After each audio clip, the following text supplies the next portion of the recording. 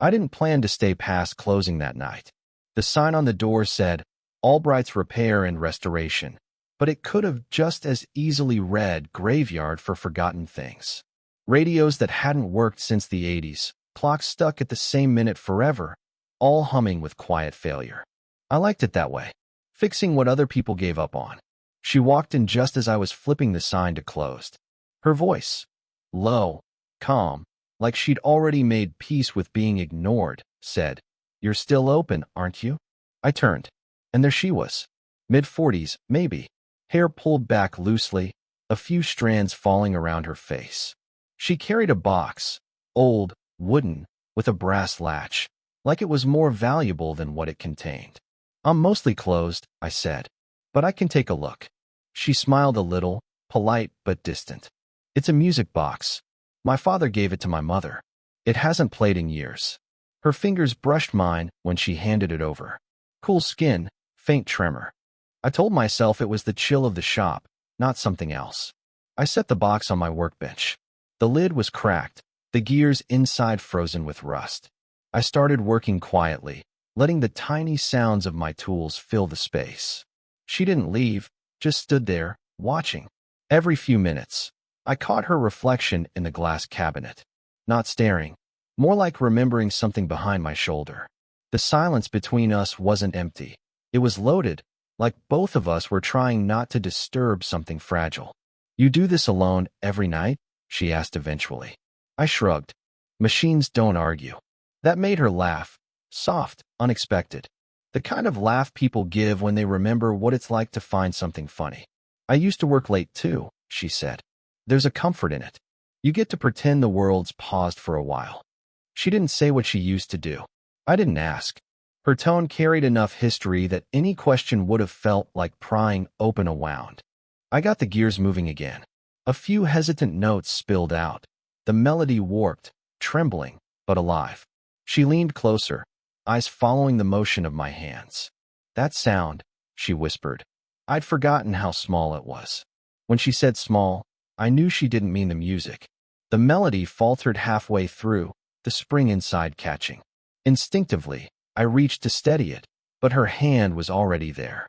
Her fingers brushed mine again, just long enough for me to notice the difference in warmth. Hers were colder, or maybe mine were just too warm. We both froze. She withdrew first, saying quietly, "It's too hard." I looked up. "What is?" She exhaled like she'd just remembered where she was. "Letting old things work again." I didn't have an answer ready. Just the faint ticking of the clock above us, the only sound that dared to keep going. "Then, without thinking," I said, "then let me carry you through." The words came out before I could weigh them, before I could remind myself she was just a customer, and I was just the kid who fixed broken things. She didn't respond right away, just stared at the music box, then at me, as if searching for the reason behind my voice. Finally, she said, "You don't even know what that means." "Maybe not," I said, "but I can learn." She smiled. Not a happy one, but something caught between gratitude and warning. Then she took the box and left, her perfume lingering like the memory of a song unfinished. That night, I stayed long after the lights went out, replaying that moment, the tremor in her voice, the faint touch of her hand, wondering why I couldn't let it fade, like every other sound that passed through my shop. She came back 3 days later. I'd told myself she wouldn't. The bell over the door rang, and before I even looked up from the workbench, I knew it was her. The pause before she spoke, the way her presence filled the quiet. "You fixed it," she said, holding up the music box like it was proof that hope could be mechanical. "I did," I said, trying to sound casual. "You just needed to trust it to play again." Her mouth curved slightly, not quite a smile. "I don't trust easily anymore." She placed the box back on the counter. It stopped again. "Thought maybe you could show me how to keep it working." That was an excuse, a gentle one, but still an excuse. And maybe I was too eager to take it. I moved aside a stool. "You can sit if you want." She hesitated before taking the seat. Her clothes were simple, soft sweater, dark jeans, but everything about her looked precise, like even her exhaustion was folded neatly away. I worked slowly, explaining the gears, the small spring that controlled the tune. She watched, but not with her eyes, with her silence. The kind that listens for something beyond what's said. When she leaned forward to see what I was doing, a loose strand of hair fell across her cheek. Without thinking, I almost reached out, then caught myself halfway. The air between us felt suddenly smaller. "You look tired," I said quietly. She blinked, surprised. "Do I?" I nodded. "Not the kind that sleep fixes." For a second, I thought she'd brush it off. But her shoulders softened. "You're too young to notice things like that." "Maybe," I said. "But I notice anyway." That earned me the smallest laugh, breathy, real. Then she looked down at her hands. Slim fingers, bare except for one faint indentation on her ring finger. She caught me noticing. Didn't pull away. Just said, almost to herself, "It's strange." I thought I'd stopped caring how I looked to anyone. The music box clicked back to life. The melody thin, but steady now. She listened, eyes glassy, distant.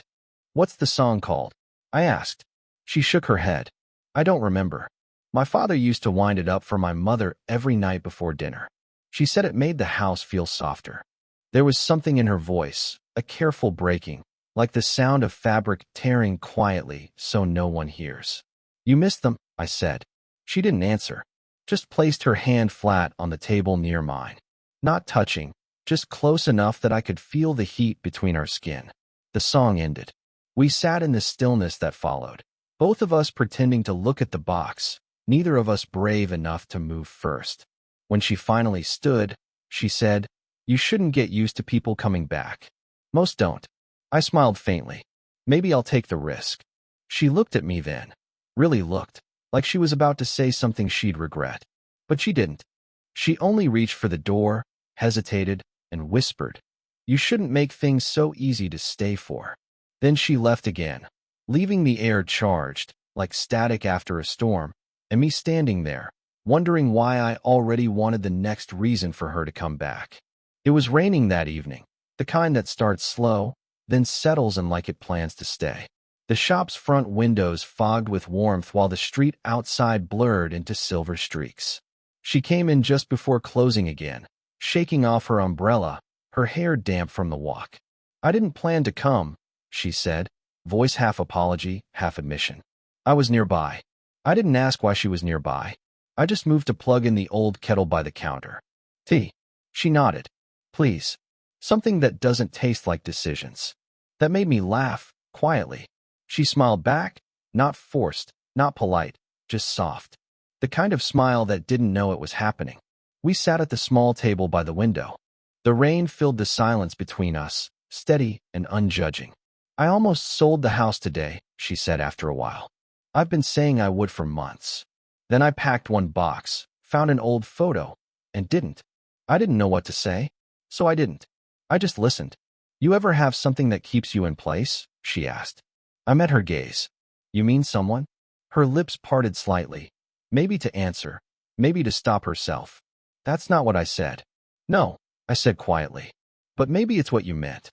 For a second, neither of us looked away. The sound of the rain seemed to fade. My pulse felt too loud in the stillness. Then her phone buzzed. Once. Then again. She glanced at it, the color draining from her face. The name flashing on the screen, David. She silenced it. Didn't answer. Just stared at the phone like it was something alive and unwelcome. "Your husband?" I asked before I could stop myself. Her eyes flicked to mine. "Ex," she said it firmly, but her hand trembled slightly as she set the phone face down on the table. "He forgets we ended things. Or maybe he remembers too well." I didn't know which version hurt her more, so I said nothing. Just reached across the table and slid the mug a little closer to her. Our fingers brushed, not long, just enough for awareness to fill the space between us again. She looked at my hand, but didn't move hers away. "You shouldn't do that," she said softly. "Do what?" "Make people feel safe when they shouldn't." The words hung there, bare and honest. Outside, thunder rolled somewhere far away. Inside, I could feel the air thicken, like the rain had found its way into the room. She stood, slowly, as if trying to remember how to. I should go. I followed her to the door. The rain had turned heavier, drumming on the awning above us. I reached to open the door for her, but she reached at the same time, her hand landing over mine. Both of us froze. Her fingers were cool, trembling slightly. For one impossible moment, I thought she might not move, that she might let whatever was building between us finally spill over.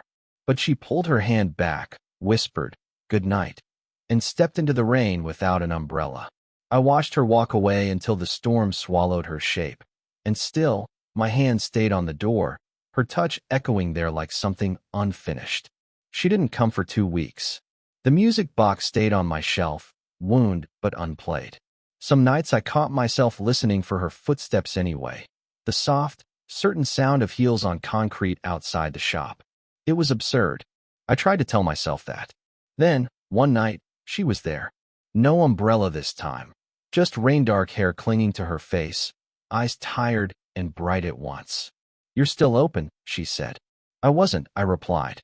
"But I am now." She smiled faintly, as if that small exchange said too much. She stepped inside, leaving a trail of rain behind her, and sat on the same stool she always did. Neither of us spoke for a long time. The ticking of the wall clock felt louder than it ever had.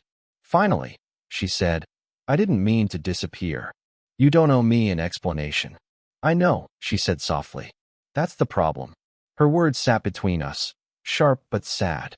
She looked around, the counters, the shelves, the mess of half-fixed things. "This place feels different," she said. "Like it's waiting for something." Maybe it is. I didn't mean it to sound like that. She heard it anyway. Her eyes lifted to mine, steady, unblinking. "I shouldn't be here," she whispered. "You say that every time," I said quietly. "And you don't stop me." The rain outside grew heavier, tapping against the glass like it wanted in on the conversation. I moved closer. Not much, just enough for her perfume to reach me. Something faint, floral, familiar. I didn't touch her. Neither of us did that anymore. But the air between us felt alive, fragile. "What are we doing?" she asked suddenly.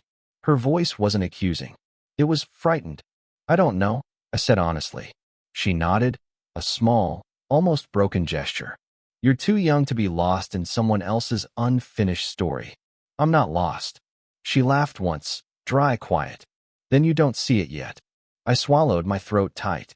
"You talk like this is something wrong." "Because it is," she said, the words trembling just enough to betray her. "You make me remember who I was before I decided to stop wanting things." The silence that followed didn't hurt, it ached.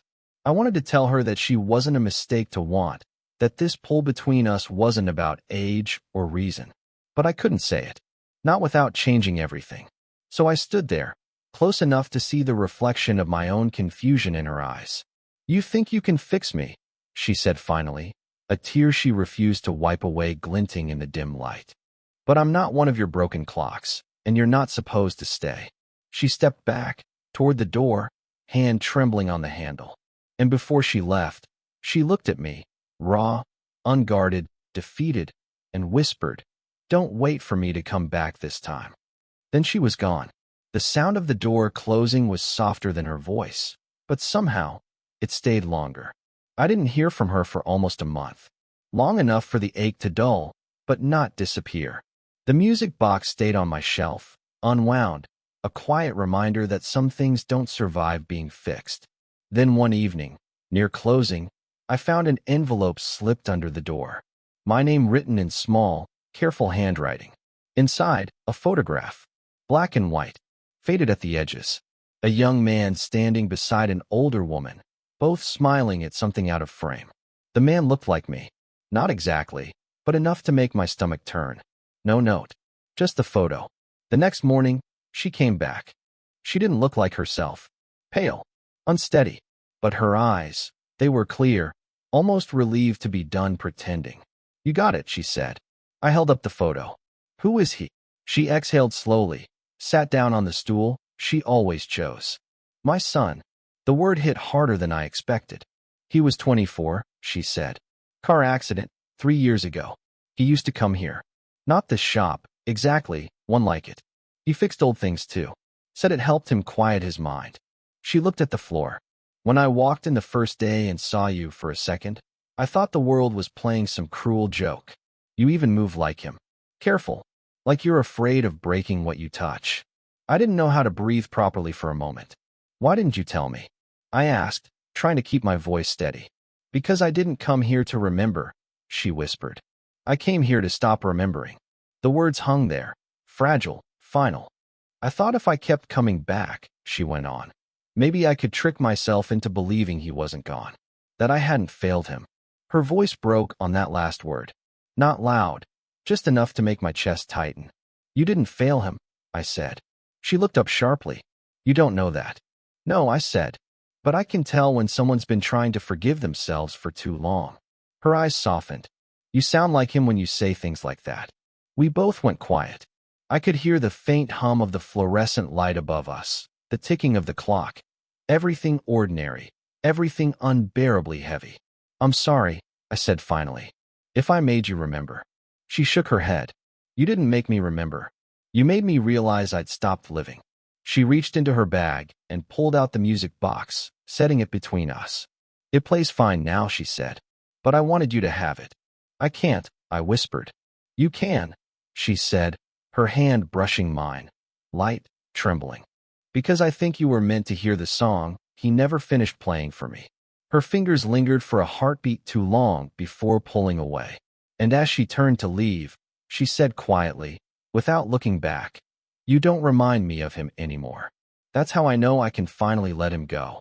The door closed gently behind her, leaving only the photograph on my workbench and the sound of the music box, winding itself open for the first time. The melody haunting, incomplete, and heartbreakingly alive. It was nearly closing again when I heard the soft knock. Not the doorbell this time. Just her knuckles, hesitant, like she wasn't sure if she should disturb what was already breaking. When I opened the door, she was there, holding no music box, no envelope, just herself. I told myself I wouldn't come back, she said. And then I walked here anyway. I stepped aside. I told myself I'd stop waiting. Guess we're both bad at promises. She gave a small, breathless laugh. Seems that way. We didn't turn on the lights. The shop glowed only from the street lamp outside, slicing the room into gold and shadow. Everything looked softer, quieter, like we'd stepped outside time. She walked around, fingertips grazing the shelves, the clocks, the worn wood of the counter. I used to come here to remember him, she said. Now I come here because I remember me.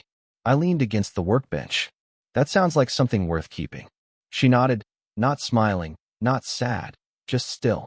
You remind me what it feels like to be seen without being repaired. I didn't know what to say to that, so I said the truth. You do the same for me. The silence that followed wasn't tense this time. It was whole. Two people breathing in the same rhythm, the air finally unclenched. She came closer, one small step at a time, until I could smell the rain in her hair. You shouldn't love someone like me, she said quietly. I don't know if it's love, I said. But I don't know what else to call it when everything else stops matching. Her eyes closed, and I saw the moment her walls slipped. A soft exhale, a surrender not to me, but to the peace between us. She reached out, not to hold me, just to rest her hand lightly against my chest, fingers spread, as if to make sure I was real. We stood like that, no words, no movement, the ticking clocks around us falling into a strange, perfect unison.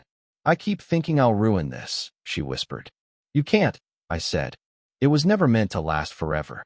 She looked up then, eyes glistening in the dim light. And that doesn't scare you? I shook my head. It makes it mean something. Her forehead touched mine, a hesitant, trembling gesture, more prayer than kiss. Neither of us moved closer. We didn't have to. The closeness already said what words couldn't. The world outside went on. Rain, cars, life. But here, inside the half-lit quiet, it felt like we both stopped running from ourselves for the first time. When she finally pulled back, she didn't say goodbye, just pressed her hand once more to my chest, right over my heart, and whispered, You carried me through.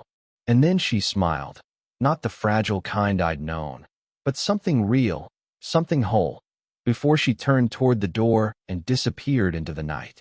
The clocks kept ticking. The music box stayed silent. And for the first time, I didn't need it to play. It's been almost a year since the last time I saw her. The shop's still the same. Maybe quieter, maybe cleaner, but mostly unchanged. The only real difference is the way I move through it now. Slower, more deliberate. Like I finally learned that fixing things doesn't always mean bringing them back to what they were. The music box sits by the window. I never sold it, never played it again. Sometimes, when the late afternoon light hits the brass just right, I can almost hear the tune anyway, faint, unfinished, enough to make me stop what I'm doing. I've thought a lot about what happened between us, if it even counts as something that happened. Maybe it was just two people who found the same quiet ache at the same time. But I know this much. She changed how I understand connection. It's not about rescue, or possession, or even timing. It's about the space we leave for someone else to breathe inside our story, even if they don't stay. I used to think love was about arrival. Now I know it's more about recognition. The moment you see someone's scars and don't flinch, because they look a little like your own. She taught me that, without trying to. Sometimes I imagine she's somewhere by the sea now, maybe in a small town where no one knows her history.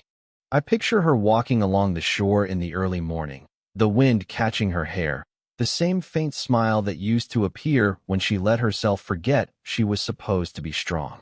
And maybe, just maybe, when she hears a song drifting from somewhere far off, she pauses, thinking of that night when silence spoke louder than touch.